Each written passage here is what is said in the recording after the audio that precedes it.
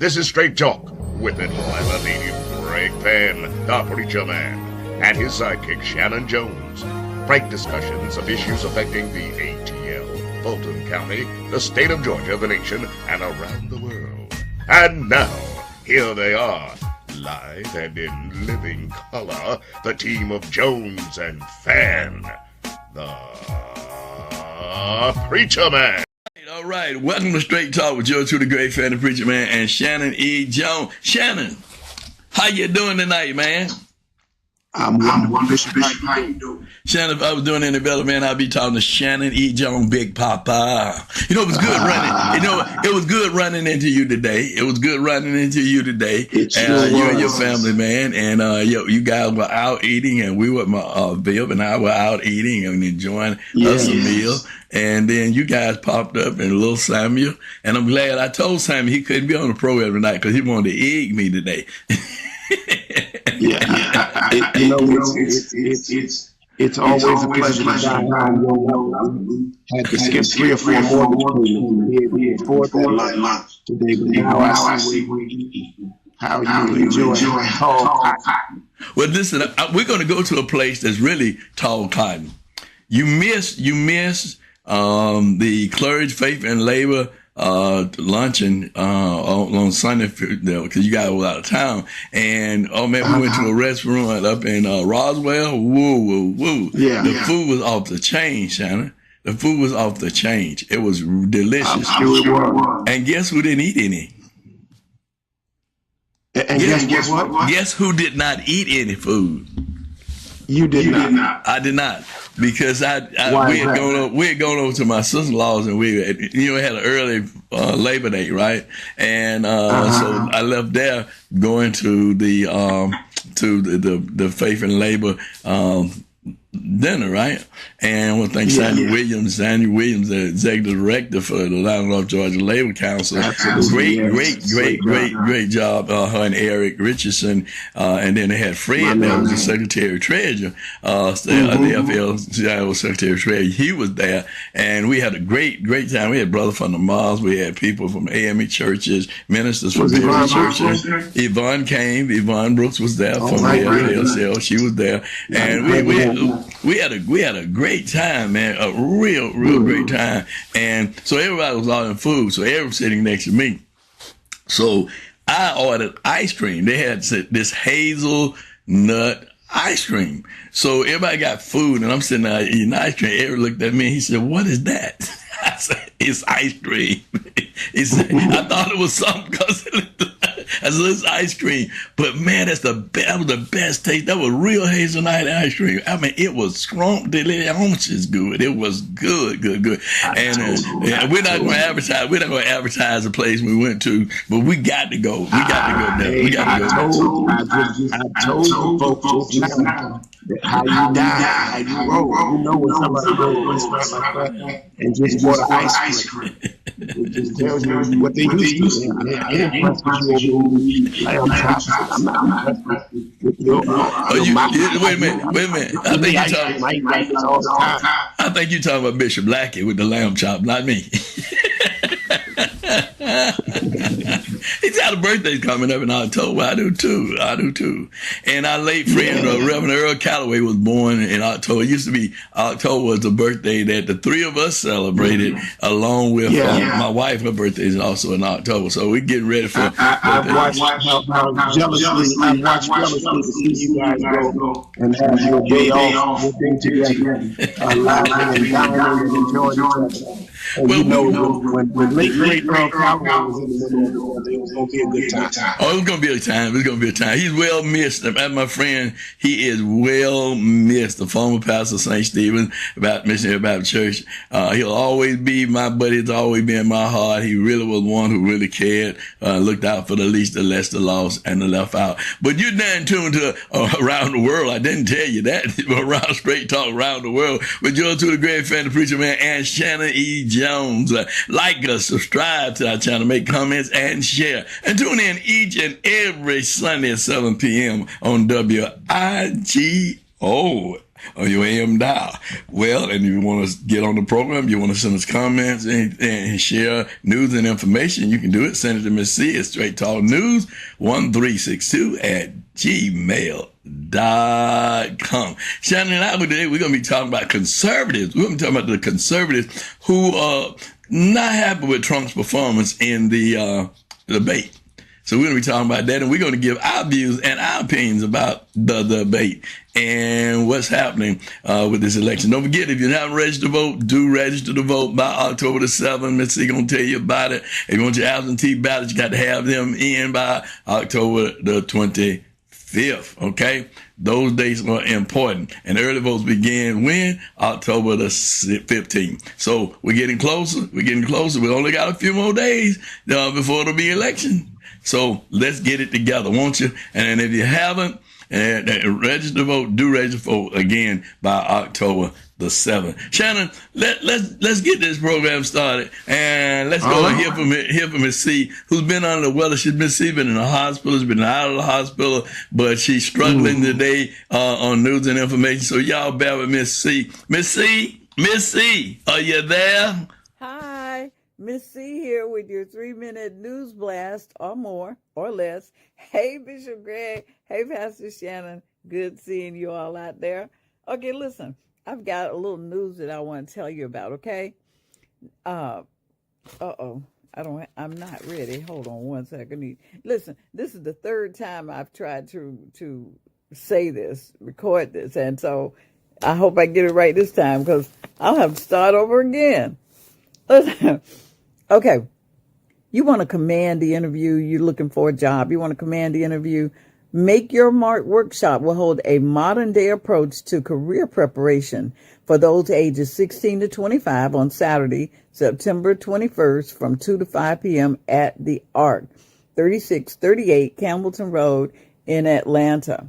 You can learn how to command the interview, modernize your resume. That's right. Modernize your resume, anticipate interview questions, and how to answer common interview questions. They're going to provide snacks, and there is no cost to attend. That's coming up September 21st, 2 to 5 p.m. The Assembly of Churches of Faith International will hold its 2024 Holy Convocation September 17th through the 20th at Hands of Faith Deliverance Center, 4068 Boulder Crest Way in Conley, Georgia. The official night is September 20th at 7 p.m. Apostle Corey Johnson Sr. is chief shepherd. And I'm sorry, y'all, I've been in the hospital for about a week, and then I had to go back. So if I'm not my usual self, I do apologize. After being in the hospital a week, I got to get reoriented. Okay. Flipper Temple AME Church at 580 Atlanta Student Movement Boulevard in Atlanta invites you to Women's Day. That's coming up September 22nd at 10:45 a.m. with guest speaker Reverend Ari Johnson. Women's Day choir rehearsal will be held September 19th at 6 p.m. The theme this year is Women of Flipper, Standing on the Promises of God. And listen, I just want to remind you of I'm calling this Voting 101. Don't forget that October the 7th is the final day to register to vote. If you're not registered, people in your house not registered, grab them by the arm. I know that's difficult, but make it a family thing and go register. There is nothing more important right now than being registered to vote. And October the 25th is the last day that you can request an absentee ballot for the November 5th general election.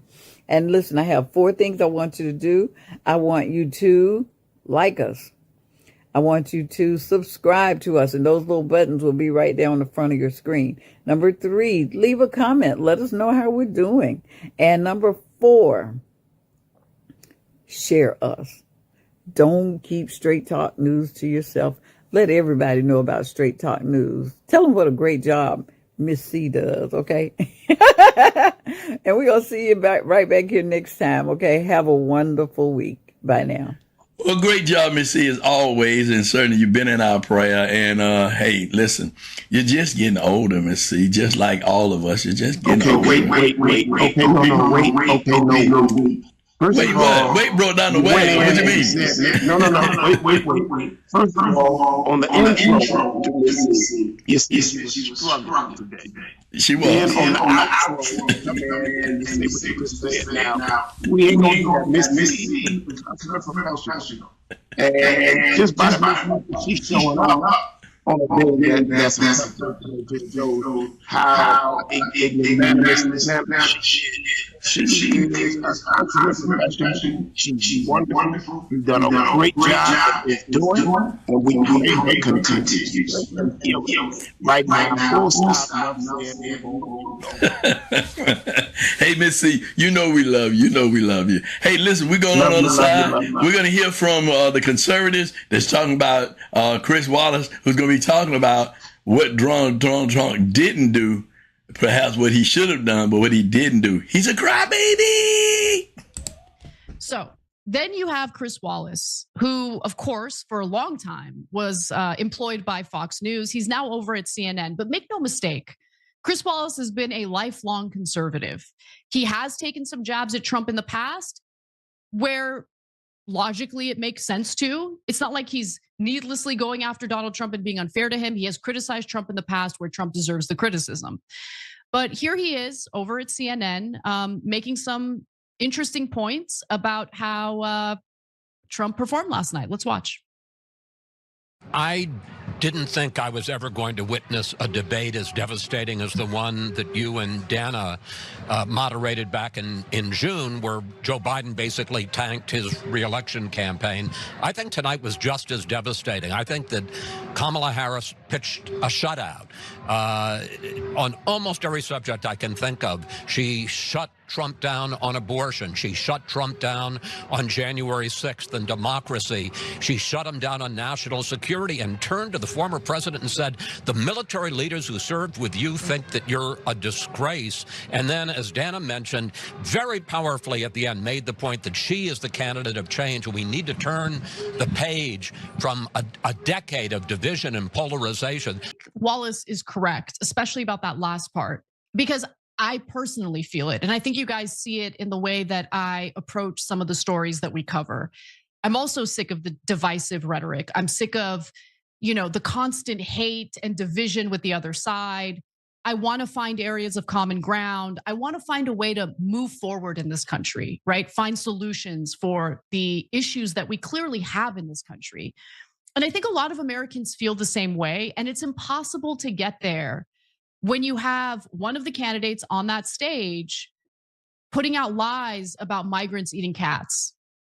It's impossible to do that when you have someone who's still obsessed with the fact that he lost the 2020 presidential election and refuses to just believe in objective reality when it comes to that election. We had a few moments last week where he was willing to admit, on the Lex Friedman podcast, while speaking before the Moms for Liberty conference, he said, we lost by a whisker. And I was like, all right, finally, he turned a page. I mean, it took a while, but he turned the page. He's finally accepting the results of the 2020 election. But he went right back into it. And this is the kind of garbage that tears the country apart. It really does. And I'm tired of it. I think a lot of people are tired of it. But Wallace also weighed in on the optics of the debate. And I think he really nailed it here. Let's watch. The image of the debate to me is she's there happy, smiling, expressive, shaking her head in dismay at things Trump was saying. And Trump looked angry, scowling. She was looking directly at the audience. He was looking at the moderators and arguing with them. And something else. And Donald Trump looked old tonight. Well, Chris told it all, didn't he? He was a conservative, and was on Fox, and now he's on CNN, but he is taking jabs at Donald Trump, but he's saying some things that's really a lot of people are saying. What are you saying, Shanan? Well, I'm saying first and foremost, Chris Wallace is a constant. He is very much in the line of many of those conservative broadcasters that we've known for several years. and watched them for several years. And he's royalty. I mean, he's broadcasting royalty. Mike Wallace is big and forth. So, 60 Minutes, one of the founding commentators and producers of that show, and also himself, not conservative, conservative, sure he's an independent, but all consummate as Wallace. For him to say what he just said, he is not searching for the two seats. He's not trying to rally any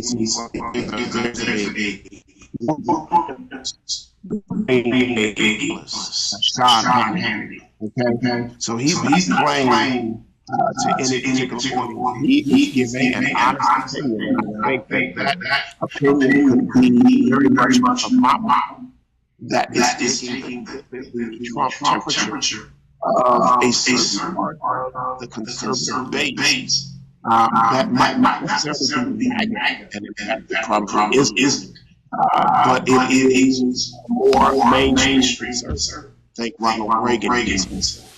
Think Nixon. Think George W. Bush. George W. Bush. And so when you see that, when you see Dick Cheney and Lynn Cheney, a blank right now, but Liz Cheney, his daughter.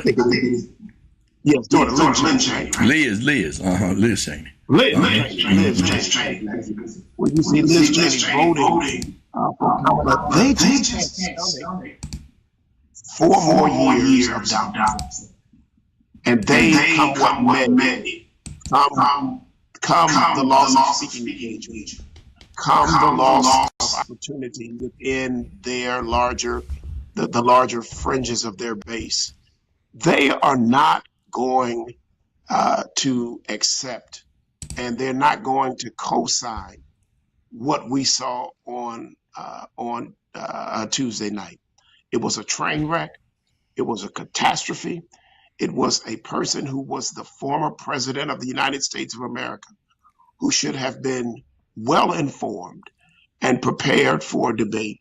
He advanced no policies at all, and everything that he discussed was in response, retaliatory, reactionary to the game plan, the debate game plan that Kamala Harris put up. And that game plan was to bait him, to pull him into her trap, and to show and expose people to the true weakness of ideas, the true weakness of leadership, the true weakness of a former president, and of a proposed administration that he really represents. And it was done fantastically on her side. It was dangerously and deplorably terrible on his side. And the last thing I want to say about it is what Mr. Wallace said in terms of Trump looking old. And this is not a comment of ageism, but there was a great strategy in the Trump administration to paint Joe Biden as Father Time.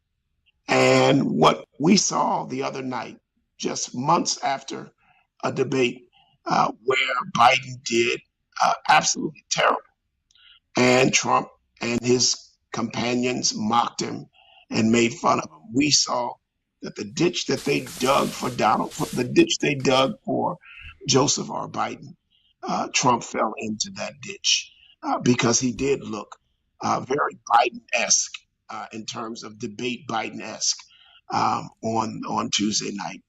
And you got to be careful the ditch that you dig for others. Granny said, you'll fall in it yourself. You know, there are a couple of points that you raised that I want to accentuate. One that, and you didn't really hit this one, but the point when he said that the people in Springfield was missing cats because the people from Haiti was eating the cats. I mean, really, what did that have to do with public policy? I mean, how's that going to move the needle? And he continuously wants to deal with the things of the past, as opposed to, as Mr. Wallace said, things of the past, as opposed to Kamala said, let's move forward into the future. I mean, we can't relive yesterday, because if we could relive yesterday, it would be Groundhog Day every day, right? We can't go back and revisit the past and live in the past. Trump wants to stay in the past. He wants to continue to talk about he didn't lose the election. One minute he said, okay, I lost the election, but I lost it by a slim margin. But now I ain't lose the election. They stole the election, and many people are in jail because of his rhetoric and what he said and what he still continues to say. But where is the public policies that he's talking about? He says she doesn't have any policies, but what I'm hearing from her is, I want to build a middle class. I want to make it better for any and everybody to be able to live a decent life and be able to go back to the American dream, to be able to own a home, to be able to have a car, to be able to have a decent job with wages that you can afford to have these things, right? Lower the insulin prices. These kinds of things that he's talking about, that she's talking about, that I'm hearing, right? She's talking about Project 2025 and how Project 25 will create a problem in labor in terms of doing away with the NRA board, which is the National Labor Relations Board, and do away with that, do away with overtime pay. Because that's what unions fall for overtime pay. That now you're going to be working and over 40 hours, and you can't get paid extra for working over 40 hours. Are you going to also cut out holiday pay? Because if you cut out overtime pay, now you cut out holiday pay, right? So all of these things, they're digging in and doing, and we already talked about what they want to do with the education department, right? And Trump said, and you read his lips. He should have said something like the old man Bush said, read my lips. Read my lips. I am not a part of Project 2025. I don't care about what those folks are talking about. That's not my plan. When everybody know, the people who real understand that that is a part of his plan, because you got too many people that was associated with you that's doing that plan. And we know that the Harris Foundation, who is supporting his candidates, and those conservative groups that are supporting his candidates, says that they will not endorse or work with a candidate that will not, for day one, start implementing that plan. That's on the record. They said that. And he's saying, I'm not with that. I'm not with that. Yeah, okay. I believe you were about to say something, Shannon. Well, yeah, I want to go back to the dog and cat, but okay. I want to slowly come into this, and I know we're about on our time. So let me just say that if Donald Trump was a man of great discipline, he would have been probably one of the greatest grand wizards that the KKK had ever had, and he would have done it as a billionaire. He would have been a David Duke person at the highest level, because he is an absolute racist. Donald Trump really has a very low regard for Black life. He doesn't really care about it. He has looked out through the windows of his limousines as a child and as an adult. But make no mistake about it, he's not a patrician Eastern establishment white. His father was at best he made his money as a real estate apartment developer and owner. You're a slumlord. Tell it like it is, a slumlord. It's absolutely no different Yeah. than Muhammad El-Fayed, when he was a multi-millionaire and owned Harrods, and his son was dating at one point Queen Princess Diana, who was no longer a working royal and was divorced from Prince Charles. And yet at the same time, the royal family looked at Muhammad El-Fayed, the father, who owned Harrods, which was like owning Saxford Avenue and Bloomingdale's and all of these great stores. It's like owning 10,000 Phipps Plazas. And when they looked at him, they called him a little merchant, a streetcar merchant, but no one on the class of royal. I say that to say that Donald Trump tries to position himself as though he's a patrician, privileged Eastern establishment blue blood, but he's nothing of the kind. He's not a Manhattan brat. He's a Queens brat. I want to say that. And then I want to come back to the comment that he made about the Haitians. And I want to say this, my wife is of Haitian descent. Her mother and father are Haitian. She lived in Haiti. She was born in Montreal, Canada. But everybody throughout the Caribbean world knows that the cuisine of the Haitian people is par excellence. It is one of the greatest cuisines. And it's so expensive that you notice that you don't see a bunch of Haitian restaurants all around. You see them in places like Miami or in Boston or in New York, but you don't see them all around because the food is very expensive to prepare. Why is that? Well, remember that these African people, these people from the African diaspora, were colonized by the French. And not only were they colonized by the French, but they were colonized by the most elite classes of the French. And they took and married their cuisine with the African cuisine, the best of the West and Eastern African cuisine. And so when you eat their food, you see that it's wonderful. They are what we consider throughout the Caribbean, they consider them the food snobs of the Caribbean. The rice has to be a certain eat it. The soup that they make for New Year's Day is a $1,000 pot, and the stuff that's in it, it's no less than $1,000 to prepare and to eat. You would no more see a Haitian eating a cat or a dog than that being on the menu for a fine French restaurant in Buckhead or in Beverly Hills. Now the French do eat snails. They call that escargot. But the Haitians wouldn't even eat that because they see that escargot as a slimy little bug. So they don't eat that. So for him to choose the Haitians for that, when perhaps there may be other ethnic groups that would have done that, but that wasn't the case because he was absolutely lying, and his racism made him grab that community of people and say that about them when it's absolutely untrue. It is a figment of his psychosis of racism. And it just shows that Donald Trump really needs to not be president of the United States or the president of the Trump organization. Donald Trump needs to be put out to pasture. He needs to go somewhere and be there and stay there for the safety and sanity of everybody, including his own family. Well, you know, his family has said that, others have said that. And when Kennedy joined the bandwagon, well, we know that. Well, let me just say that as we get ready to close. As we leave this debate and people have gathered their own opinion about Donald Trump and Kamala Harris, want to just say this, Shanan, to you and to those that are listening. Well, something happened Sunday at the Mercedes Stadium. I believe it was the Atlanta Falcons and the Pittsburgh Steelers.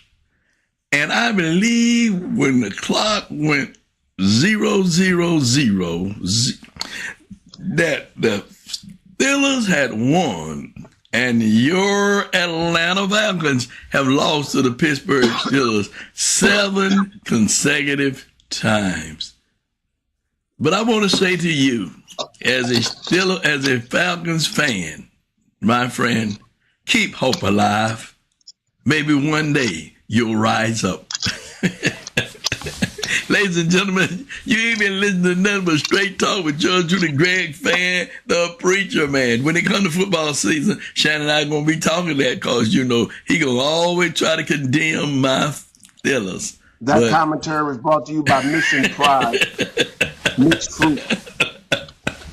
Ladies and gentlemen, until next week, you ain't been tuning in nothing but Straight Talk with yours truly, Greg Fann, Preacher Man, and Shanan E. Jones. Don't forget to like us, subscribe, make comments, and share. And tune in to our YouTube station and do share with your family members and friends. Tune in each and every Sunday, 7 p.m. WIGO 1570 AM on your AM dial. Listen, and don't forget, if you want to be on the program, all you got to do is go email us at straighttalknews1362@gmail.com. And it's around the world with Straight Talk and Shanan Jones and yours truly, Greg Fann, the Preacher Man. It ain't been nothing but what, Shanan? Straight talk. Except what Want you to be a said. guest on Straight Talk? Email Greg Fann at FANN922@comcast.net or call 404-308-0795. Join us again for another episode of Straight Talk with Shanan Jones and Greg Fann, the Preacher Man.